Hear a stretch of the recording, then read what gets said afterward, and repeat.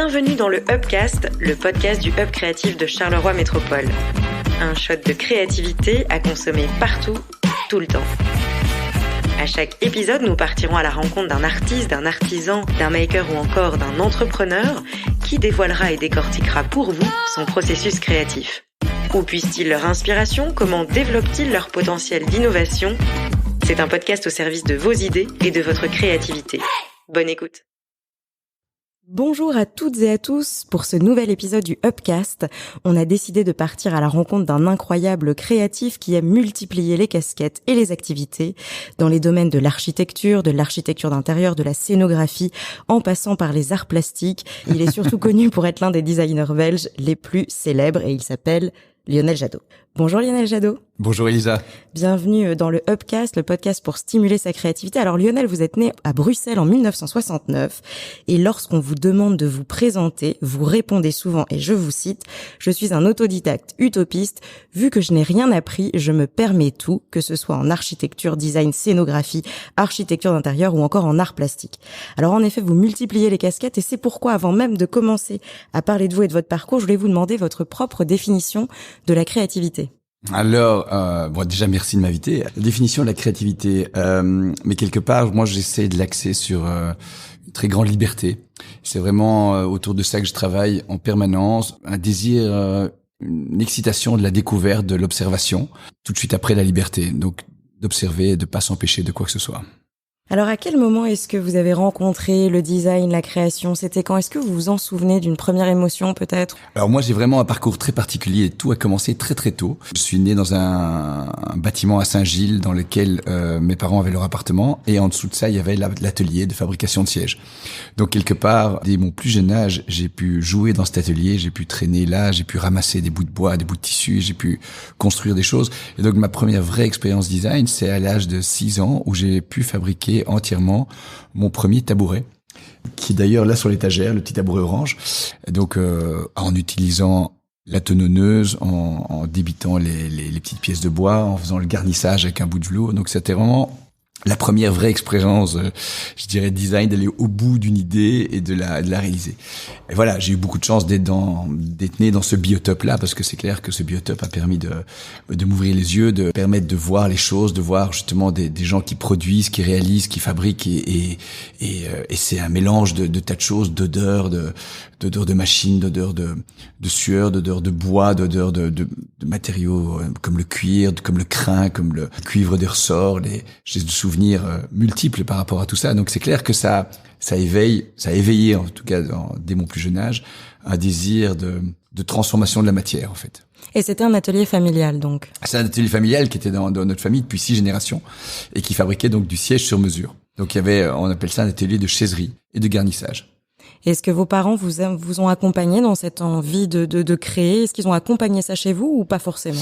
Alors oui, ils ont accompagné certainement parce que ils m'ont permis une grande liberté dans le choix de mes études. Donc j'ai pu choisir les beaux-arts en humanité, donc qui était vraiment ce qui m'a permis de parfaire quelque part toute cette ouverture que j'avais eue très jeune. J'avais une mère qui était une excellente et très grande coloriste qui gérait les matières et les couleurs avec de main de maître, et j'ai un père qui était plus lui proche de la fabrication et qui pour lui le style et la ligne était tout. Donc c'est clair que quand j'ai commencé à travailler avec lui ou même pendant les vacances, on redessinait des courbes d'un siège mais 50 fois avant de trouver la bonne ligne. Et donc et papa dessinait toujours tout à l'échelle 1-1. Donc c'est-à-dire quand il dessinait un siège, il déroulait des grands cartons et à la craie il dessinait sur le sol. Racontez-nous votre premier chantier, votre premier projet. Je crois qu'il y a eu un petit coup de bluff derrière, non? Il y a toujours du bluff. Même encore aujourd'hui. Oui, mais c'est ça qui est drôle parce que alors le bluff il est partout. Pourquoi? Parce que j'ai l'habitude de me lancer dans des aventures qui quelque part n'existent pas. Donc n'existent pas dans le sens où j'aime bien créer des mariages inattendus de matériaux, raconter des histoires qui n'ont pas été racontées. J'essaye en tout cas. Et donc ce qui veut dire que faut convaincre. Et pour convaincre, c'est un peu une partie de cartes aussi. On essaie de vendre quelque chose auquel on croit fermement, mais il y a eu pas mal de petits projets au début parce que forcément, je commençais à faire des tas de choses tout en travaillant dans l'atelier et à dessiner des bibliothèques, des étagères, des cuisines. Il y a eu pas mal de petites choses comme ça, mais les premiers gros projets qui sont arrivés, c'était vraiment du bluff puisque j'avais rien derrière moi, j'avais pas un bureau, j'avais pas un ordinateur, j'avais pas une équipe et on m'a proposé 2 gros projets, un en Belgique et un à l'étranger et j'ai dit oui avec un aplomb terrifiant quand j'y repense maintenant et en disant OK, aucun problème, sans souci, on va faire ça et ça va être très bien. Et voilà, après je me suis organisé derrière, donc on a créé une équipe, on a monté les choses, on a emprunté des sous à la banque, un banquier qui a bien voulu me payer mes premiers ordinateurs et voilà. Les premiers gros projets, vous aviez quel âge ? Donc j'avais 27 ans. Est-ce que vous pouvez nous partager peut-être, bon j'imagine qu'il y en a plein, ça va être compliqué de choisir, mais quelques chantiers mémorables ou vraiment challengeants ou voilà. S'il y avait 2-3 chantiers à nous partager, 2-3 projets. Au tout début, avant les grands projets qui étaient des coups de bluff, c'était des projets très très rock'n'roll, donc c'était des restaurants, des bars et où je faisais quasiment tout moi-même. Donc à la fois j'inventais le concept et je passais des nuits blanches avec des copains à bosser, à découper des planches, à peindre, à dessiner, à inventer, à créer des univers complètement dingos. Et vous pensez à quel projet en parlant ? Il y avait un petit restaurant qui était rue du Page, qui était quasiment, on va dire, mon premier projet, qui s'appelait Le Hasard des choses. Et donc là, on a tout fait. On a créé l'espace, on a dessiné le mobilier, on a dessiné les luminaires, on a fabriqué les luminaires, on a été récupéré je me souviens d'un moment épique où j'étais avec un copain et on se baladait sur un terrain vague et il y avait une espèce d'énorme pylône qui faisait 6 mètres de long en métal rouillé et j'ai dit ça, on va le mettre au milieu du restaurant. Et donc pendant la nuit, on a été chercher ce pylône en le tirant à la main, en le traînant pendant 60 mètres sur le trottoir pour le charger dans mon break. Évidemment, ça sortait, donc ça traînait dehors dans la rue, ça faisait des étincelles. Et on a été avec d'Other Game jusqu'au chantier à 4h du matin, on l'a rentré à l'intérieur. Et puis après, le soir suivant, on l'a soudé sur une plaque et on l'a hissé au milieu de l'espace. C'était super. Mais c'est clair que ça, c'est un peu ce genre de délire comme ça qui sont très amusants, évidemment. Donc, et quelque part, je dirais que ce mode de fonctionnement, je l'ai toujours dans le sens où je garde toujours un œil qui traîne. Et c'est clair que si on commence à se dire non, c'est lourd, c'est sale, ça va pas aller, ça va être compliqué, ça j'y pense même pas. Donc vous ne vous fixez pas vraiment de contraintes en fait. Et c'est beaucoup à l'instinct tout ça. C'est complètement à l'instinct, et c'est clair que les contraintes, si elles sont quelque part plutôt toujours fixées par le commanditaire d'un projet, parce qu'elles sont la plupart du temps liées au budget. Et c'est là où on doit être créatif, arriver à trouver les solutions pour pousser les idées de départ dans le cadre du budget. Et quelque part, c'est un peu les seules contraintes avec lesquelles on peut pas. Oui. On n'a pas. Il y a pas moyen de modifier les choses. Par contre, il y a moyen d'avoir des idées divergentes qui permettent quand même d'arriver à cette idée. Et c'est là que ça devient excitant, là. Challengeant, mais excitant. C'est toujours ça qui est challengeant, parce qu'effectivement, si on a full budget et qu'on peut faire ce qu'on veut, c'est pas drôle. Parce qu'effectivement, la contrainte crée de l'énergie, et de cette énergie, de cette étincelle, bien, on crée des nouvelles idées, des nouvelles intentions, et il y a une urgence. Il y a clairement une urgence. Et c'est clair que je pense que, en tout cas, on parlait de création tout à l'heure, ce qui, moi, m'excite le plus, c'est ce sentiment d'urgence qui est en permanence là, lié à un projet, qui est lié à des solutions à devoir trouver, une contrainte de budget, une contrainte de planning, une contrainte d'utilisation malgré tout aussi. Donc il y a toutes ces choses qui se mélangent, et on doit à la fois rester cadré dans l'idée de départ, mais aussi rester très ouvert à l'improvisation. Il y a un peu les deux, et c'est pour ça que mon mode de travail est relativement chaotique, puisque... Il ressemble à quoi votre mode de travail ? Il y en a pas en fait. Il y en a pas dans le sens où je peux très bien démarrer un projet en démarrant le dessin d'une poignée de porte, alors que le projet fait 12 000 mètres carrés et que je vais me focaliser là-dessus.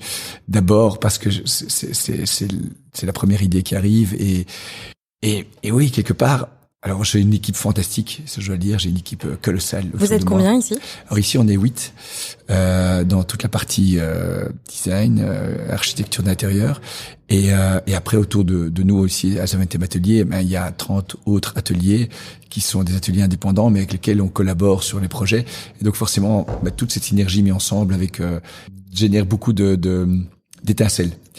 Les choses avec moi, mais aussi d'un autre côté, j'essaie de leur laisser une énorme autonomie et une liberté dans l'aventure des projets, parce que c'est comme ça que ça fonctionne.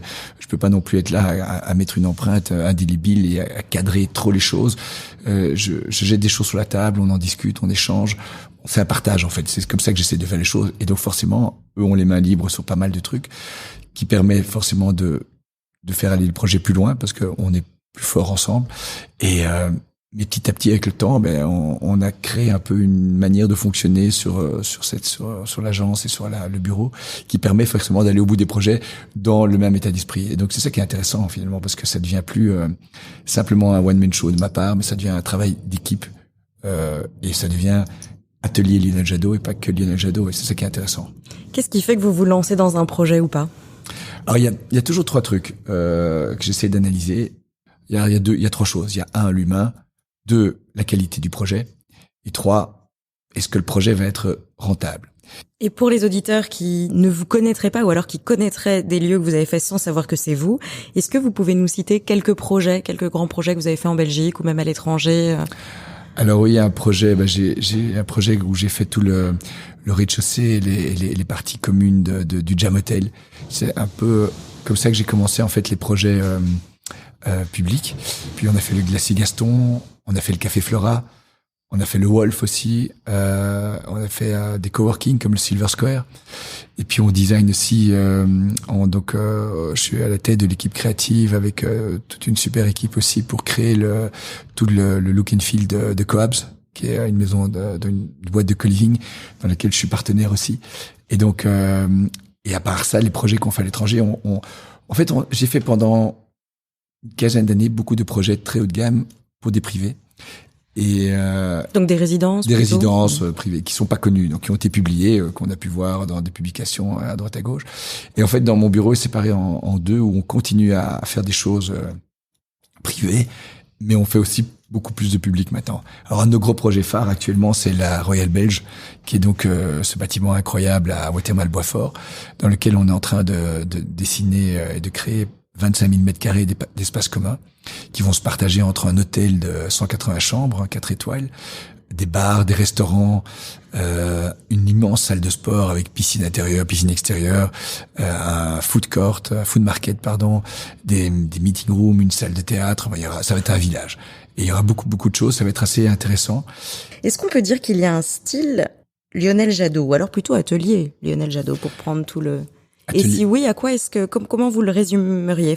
Alors, c'est difficile de dire un style, parce que quand on regarde un peu le mélange entre les projets publics et les projets privés, j'essaie en fait de raconter une histoire différente à chaque fois. Alors c'est clair que la réutilisation de matériaux, le détournement de matériaux, est quelque chose qui fait partie de moi depuis tout petit et que j'intègre dans mes projets. Mais à côté de ça, il y a aussi tout un travail sur les lignes, sur les structures, sur le graphisme général d'un projet, et qu'on travaille en permanence à la base, puisqu'en fait ce qu'on fait, c'est réellement de l'architecture et l'architecture intérieure. Donc on structure le lieu, on le façonne et ensuite on l'habille. Et donc c'est clairement ça fait partie de notre énergie, de la manière de fonctionner. Mais par rapport au style, c'est vrai qu'il y a des choses qui peuvent être reconnaissables, mais j'essaie de changer, de raconter une histoire différente à chaque fois, parce que c'est ça qui m'intéresse et c'est ça qui m'amuse. J'imagine. Et surtout, j'ai pas envie de reproduire 2 fois ou 3 fois la même chose. Par contre, c'est clair qu'on a des gisements de matériaux qu'on utilise. Par exemple, il y a un gisement d'anciennes lattes de bois que j'utilise depuis quelques années, parce que j'ai pu récupérer presque 100 mètres cubes. Donc pour arriver au bout de ces 100 mètres cubes, on a dû le diluer sur quelques projets. Donc forcément, ça prend un peu de temps. Donc on retrouve cet élément-là. Alors justement, ici on est à Zaventem, plus précisément à Zaventem Atelier, dans une ancienne papeterie du 19e siècle, plus de 6000 mètres carrés. Et dans tous ces mètres carrés, on retrouve des artistes, des artisans qui travaillent l'art et la matière. Ce lieu, vous l'avez fondé. Racontez-nous un peu la genèse de l'histoire de ce village créatif. Alors, à la base, je suis tombé... j'ai un atelier, pour moi.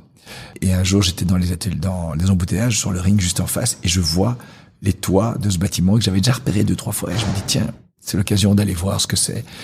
Donc, je suis sorti par du ring, et j'ai retrouvé les traces de ce bâtiment. Je suis arrivé, et j'ai fait le tour. C'était vide, à l'abandon, pas de fenêtre, un toit qui était plus ou moins là. Il pleuvait à certains endroits, et personne. Et donc, je dis, qu'est-ce que c'est que ce truc? Je fais le tour, et en sortant, je vois quelqu'un qui sort avec une camionnette, et je lui dis, bonjour monsieur, à qui appartient ce bâtiment? Et il me donne un numéro de téléphone. Et j'appelle, et en fait, celui que j'ai appelé venait d'acheter ce bâtiment il y a 2 semaines. Il voulait y faire du storage. Donc genre, je regarde ce genre de choses-là. Effectivement, je dis ok, merci, je raccroche. Et pendant la nuit, je commence à gamberger. Je dis non, mais c'est pas possible, ce bâtiment est trop dingue. J'y retourne pendant la nuit avec ma femme. On refait un tour à la lampe de poche. Le matin, je suis excité comme tout, et je commence à imaginer un projet par rapport à ce bâtiment, en disant voilà, ce bâtiment pourrait vraiment être un grand centre, un lieu dans lequel on pourrait rassembler l'excellence du design, l'excellence de la création, en ayant des ateliers, en ayant des grands espaces d'exposition. Et donc, le lieu se construit comme ça. J'appelle quelques copains investisseurs en leur disant voilà, j'ai un projet de fou, rien n'est fait, voilà l'idée, est-ce que ça vous intéresse? Et ils m'ont dit ok, on te suit. Et donc j'ai appelé, fort de ça, j'ai appelé le propriétaire. Et là, ça a été 6 mois, 7 mois de discussion, parce qu'il voulait pas vendre, ou alors un prix trop cher, et bref, on a commencé à discuter. Et heureusement, quelque part, que cette personne a développé d'autres business, dans le jouet notamment. Et donc, tout d'un coup, il a plus le temps de s'occuper de ce bâtiment. Et donc, finalement, on a fait le deal, et donc on l'a acheté, et on a pu transformer et faire le projet tel qu'il est maintenant. Et donc ça, c'était très excitant, et c'est aussi quelque part le retour aux sources de mon biotope naturel. Parce que c'est clair que cet atelier familial dans lequel je suis né rassemblait aussi une trentaine d'artisans. Et cette ambiance atelier, c'est un truc que j'ai en moi, d'arriver le matin, d'entendre les machines qui démarrent, les machines avec les moteurs triphasés qui partent, les gros moteurs électriques qui partent lentement. Il y a un bruit très particulier, le claquement des portes, là. Enfin, toute cette ambiance de poussière, de sciure, d'odeur, mais fait que je l'ai un peu reconstruit ici, d'une autre manière, d'une manière plus libre, d'une manière plus dans le partage, parce que l'idée aussi, c'est d'être tous ensemble dans ce lieu, et que le lieu agit un peu comme un amplificateur sur ceux qui y sont. Donc c'est pour ça qu'on est assez radicaux sur la sélection. On a créé un board de sélection, et on essaie aussi de choisir des personnes qui peuvent apporter à l'ensemble, qui peuvent avoir un projet relevant, qui ont envie de le prolonger, ce projet-là, et qui, le fait d'être ensemble, eh bien, va permettre d'aller plus loin. Et d'ailleurs, la résultante, c'est qu'on va exposer ensemble à Milan, mais peut-être tu voulais m'en parler aussi. Non, oui, c'était la question suivante. C'est est-ce que tu peux nous parler justement de projets concrets qui manifestent cette amplification, cette richesse de collaboration, quoi? Eh bien, exactement. Donc, l'idée là-bas, c'est que forcément, c'est d'aller montrer ce qu'on fait. Ouais. Puisque chacun ici produit des choses magnifiques. Et le fait d'être ensemble, ça capte 2 choses. Ça capte l'intérêt de la presse qui vient nous voir et qui est intéressée de voir un peu cette pépinière. On organise des expos, donc ça intéresse les gens, le public qui vient nous voir. Mais d'un autre côté, l'idée, c'est d'exporter aussi les choses. Et Milan, qui est la capitale du design, est un endroit extraordinaire pour ça. Donc on y était l'année passée, dans un petit espace. Pour la première fois, on y était à 15. On a partagé l'ensemble des frais, on a trouvé un endroit, on a exposé, on a passé 5 jours de folie, et c'était très enrichissant, très excitant et très amusant. Et donc l'idée d'arriver à mélanger à la fois le travail, la création et de l'amusement à ce niveau-là, c'était énorme. Et surtout de créer des contacts, de créer des rencontres avec plein de gens. Et on a eu la chance de rencontrer une femme qui passait à la petite galerie qu'on avait, qui a vu ce qu'on faisait, et on a parlé avec elle. Elle trouvait que le projet était génial. Elle nous a demandé, mais en fait, qu'est-ce que c'est Zaventem Atelier? Donc j'ai expliqué ce que je viens de t'expliquer. Elle m'a dit, mais c'est génial, j'ai une vieille usine à l'abandon à Milan, est-ce qu'on pourrait pas faire quelque chose? Moi tout de suite, évidemment, toutes les lumières s'allument dans ma tête. J'ai dit, mais certainement, faisons quelque chose. Et avant même d'avoir vu son usine, je lui dis, mais si tu veux, on revient à la prochaine Design Week, on occupe ton lieu, on le positionne sur la carte et on expose, et Zaventem Atelier s'invite dans ton lieu et on fait toute l'expo là-bas. Et elle me dit oui. Donc c'était complètement inouï parce que j'avais pas vu le lieu, je savais pas où il était, et je me suis lancé comme ça. Donc on a été voir son lieu, qui est complètement dingue, qui est, pour la petite histoire, ce qui est assez rigolo, c'est que c'était une imprimerie, une ancienne imprimerie des années 50. Le bâtiment dans lequel on est ici à Zaventem Atelier, c'était une papeterie. Donc il y a un peu une espèce de suite logique. À Zaventem, on produisait le papier, et là on retourne dans un lieu où on imprimait le papier. Alors peut-être une dernière chose à aborder ensemble, la ville de Charleroi, qu'est-ce que ça vous évoque?